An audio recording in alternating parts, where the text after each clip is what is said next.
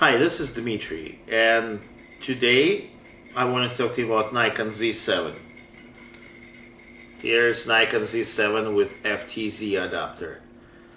I've had this for about a week, and I've used it in different scenarios: fast-moving objects, slow-moving objects, stationary objects, inside, outside.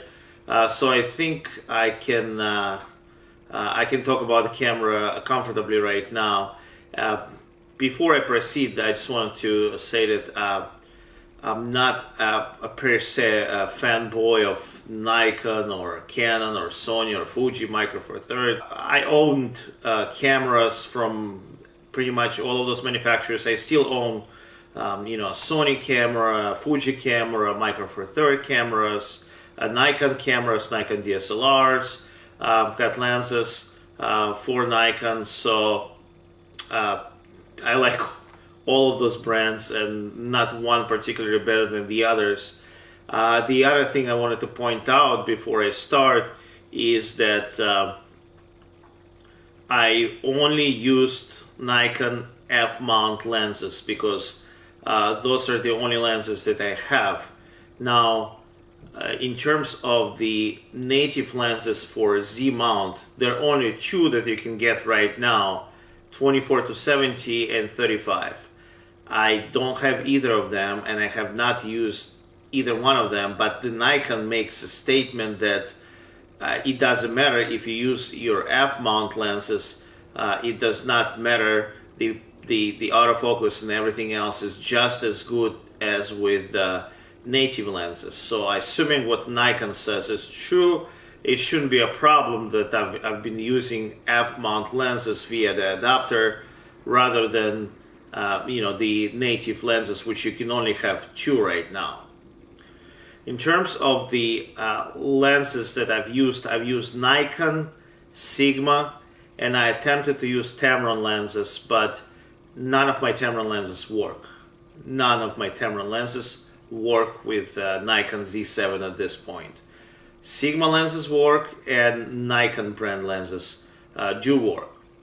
Another statement that I wanted to make before I proceed is that I'm reviewing the camera right now, October the 13th, 2018, with the firmware 1.0, which is the production model. It is quite possible that Nikon will release new firmware or multiple sets of firmware over the lifespan of this camera, and will fix some of the things that I will be complaining about in my review. It is quite possible. There are companies that do it all the time, like Fuji, that releases a camera, then over the lifespan of the camera creates dramatic firmwares that, in a couple of years you have a completely different camera than what you bought. Perhaps Nikon is going to do the same thing. I don't know. Nikon does not have this history of doing it, but continuing improvement of old products, but who knows.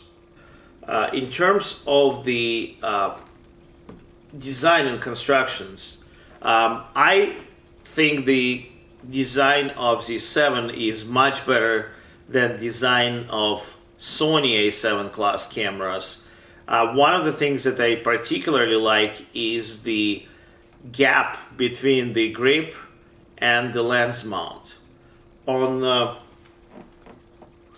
Z7, this gap is substantial enough that there is a space to place your fingers in between the lens mount and the gap and the grip, and that's good because Nikon has placed a couple of buttons here which you want to be able to assign to some functions. Unlike Sony, for example, you're looking at Sony A7R3. Even if I remove the grip, the space, the gap between the lens mount and the grip is just not as substantial. So if you have large fingers, it's not that easy to grab. What makes it more complicated is the fact that Sony and Fuji have a lens mount removal button right in between the grip and the lens mount, which is, in my opinion, idiotic, because you have to reach in there to remove any of the lenses. I think Sony and Fuji got it wrong.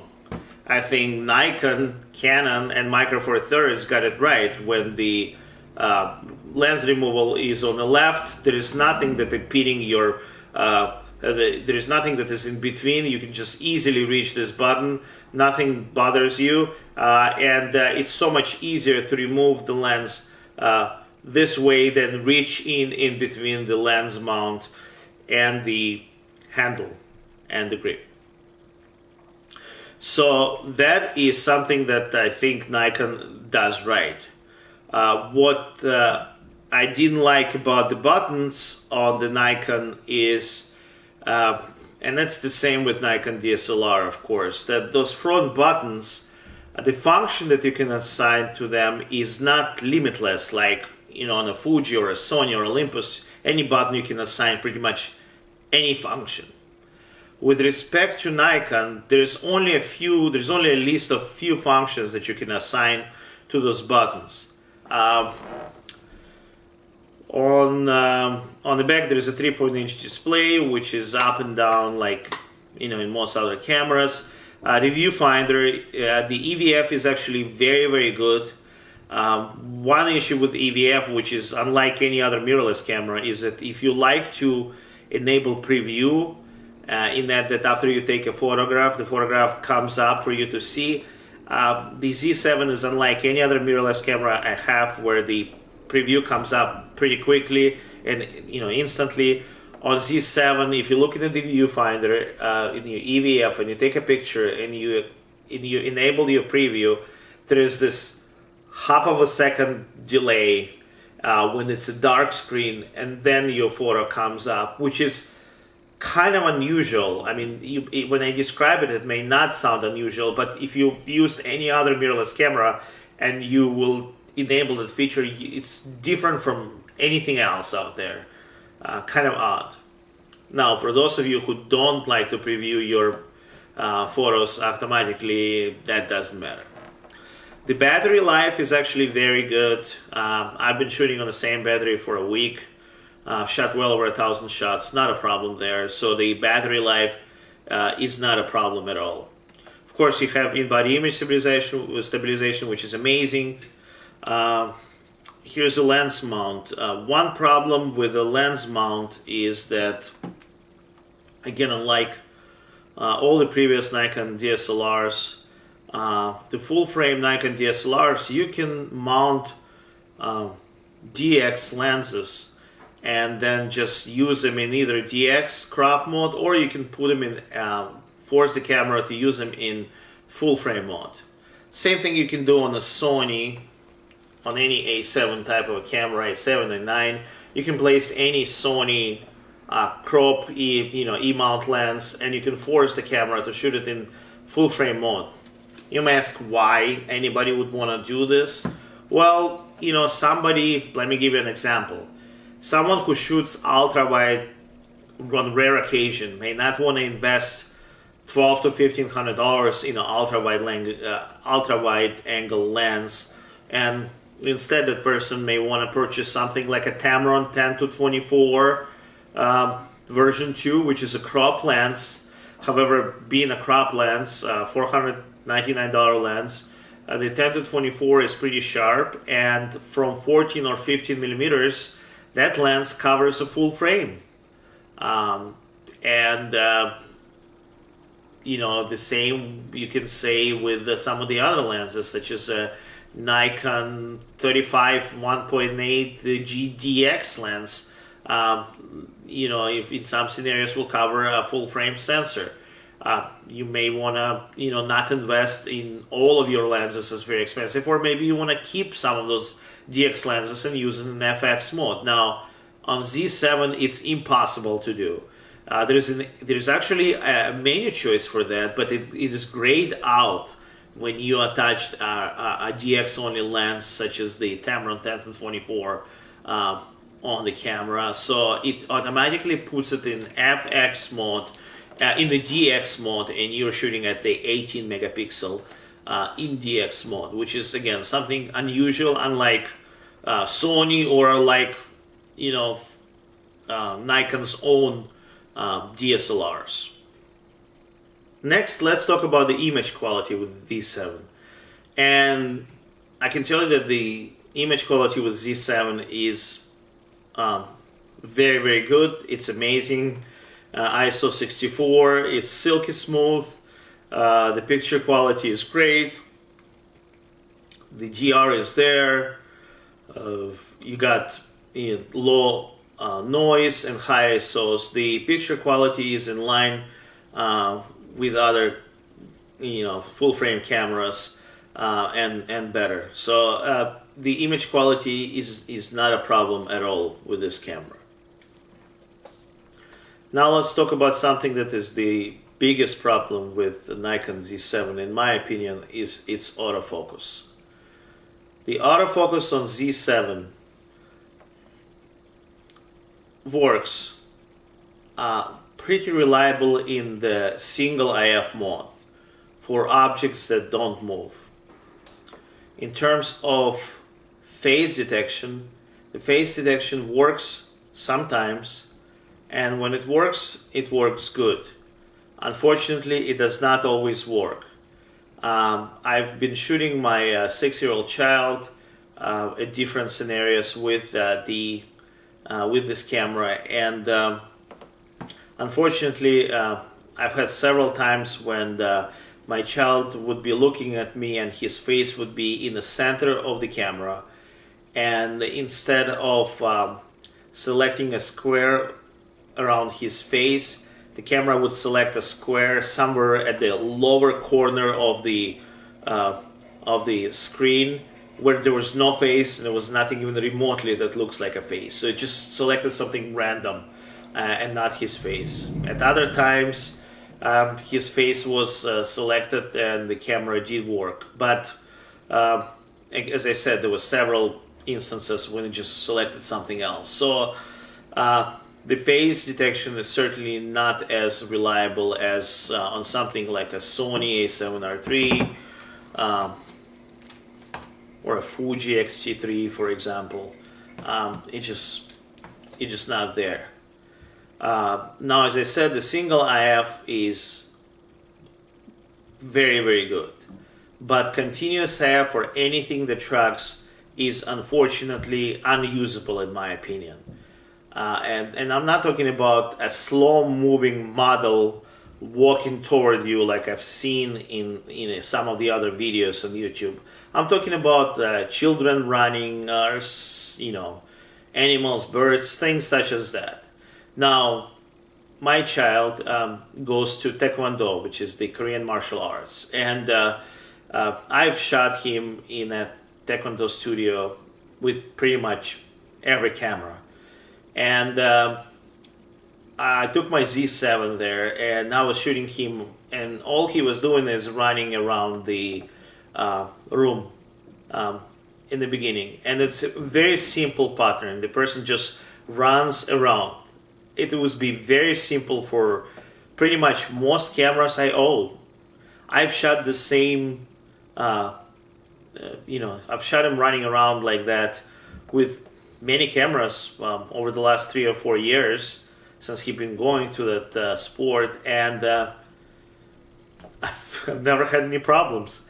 A Sony A6000, the $400 camera, that this would be easy for. I'm not talking about Fuji X-T3 and even X-T2. This would be easy. Nikon DSLRs, D300 from 10 years ago will shoot it with no problem. Z7 struggled mightily. I had perhaps 10% of the pictures in focus.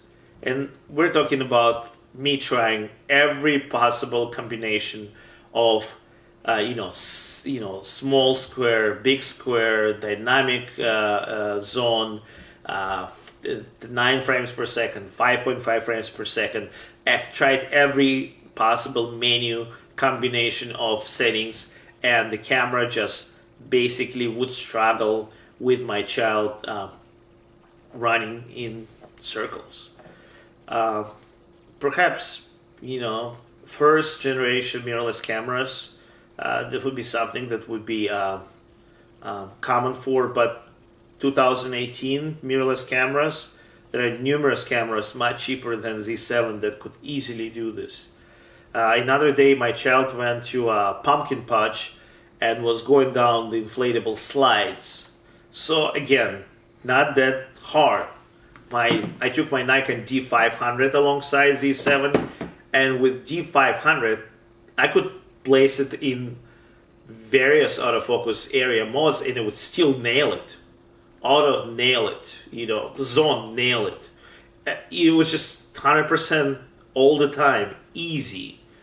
I think even a child could have shot this, but Z7 struggled. Again, one out of I don't know how many I would get in focus. The rest were either slightly out of focus, soft, or just not in focus at all. If that was not enough, the electronic shutter, when you enable electronic shutter on Z7, rolling shutter is unbearable. I had my child running toward me and kind of slightly away at the side of a store, and when I looked at the resulting photographs, I see what looks like a pancake running toward me. The rolling shutter was so bad. And again, we're talking about 2018. I haven't seen such poor results with rolling shutter in, well, I guess Fuji X-T20. I had that camera a couple of years ago, and when it came out, and that had kind of a similar, it had a similar rolling shutter with electronic shutter. But late cameras, Nikon XG3, the latest Sonys, just don't see such bad rolling shutter with them. That's unfortunate. I do have hope that Nikon can somehow make it better via firmware, which is possible. Again, Fuji has done it with the cameras such as X-T1 and then X-T2 when they enhance autofocus capacity remarkably over the years with those cameras, and I hope that Nikon can do the same. I hope so, and I'm continuing shooting with the Z7, trying it with more lenses to see if there's also something else I could do to get it better. But as of right now, I personally believe that autofocus, at least for me, is a complete failure. The single AF again is fine. Things that move very, very slow could be okay too, but anything that moves even remotely at some speed are just any somewhat complicated moving is basically unusable, and this is quite unfortunate. So in conclusion, what can I say about Nikon Z7? It is a nicely designed first generation product with serious autofocus problems, with the continuous autofocus, which is not in the same league with most flagship mirrorless cameras, and with some mirrorless cameras that cost a fraction of its price. Perhaps things could be fixed via firmware, but at this particular point, I don't recommend this camera for anybody who shoots things that move. I wish I had better results, but it's the truth.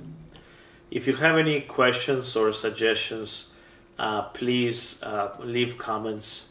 Please subscribe to my channel, and I will see you later.